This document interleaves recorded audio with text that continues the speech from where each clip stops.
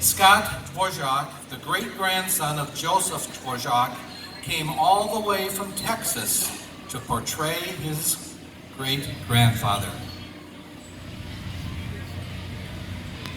Hi, thank you. I'm standing alone above an open grave in the Pitak Cemetery 2 miles south of Tabor. I have finished my words of consolation.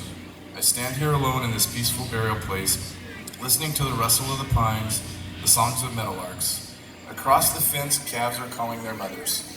A car rumbles away, probably the Roman quartet that sang the traditional Czech farewell song, Prosim jasny svite moje zlaté slunce. Please shine brightly, my golden sun. When I leave my dear country, warm in my breast, holy feelings, dry all tears in my eyes.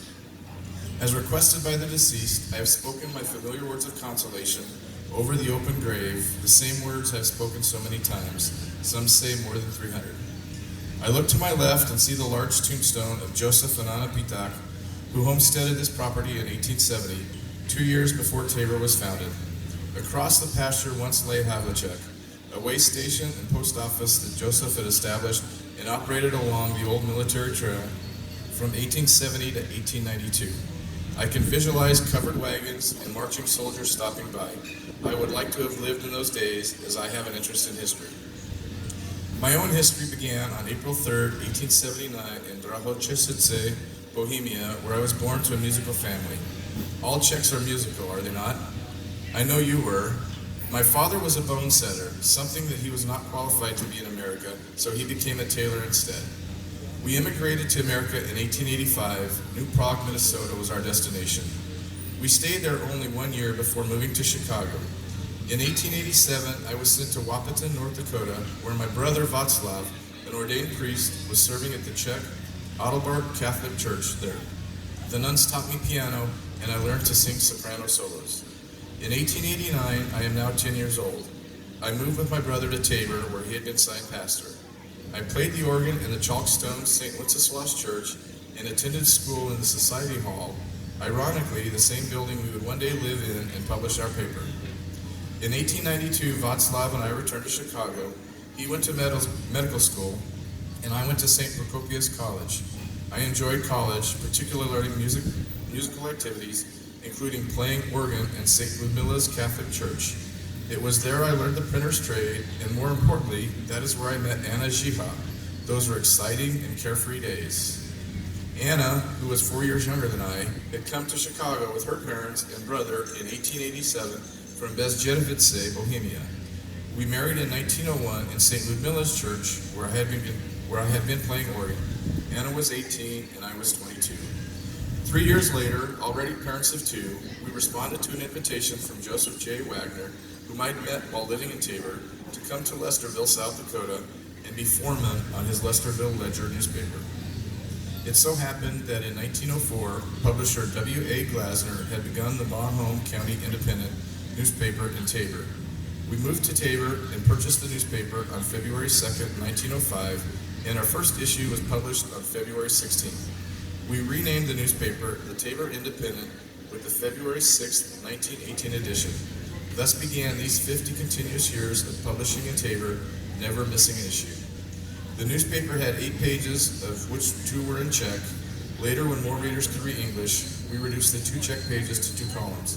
The subscription cost was $1.50 per year.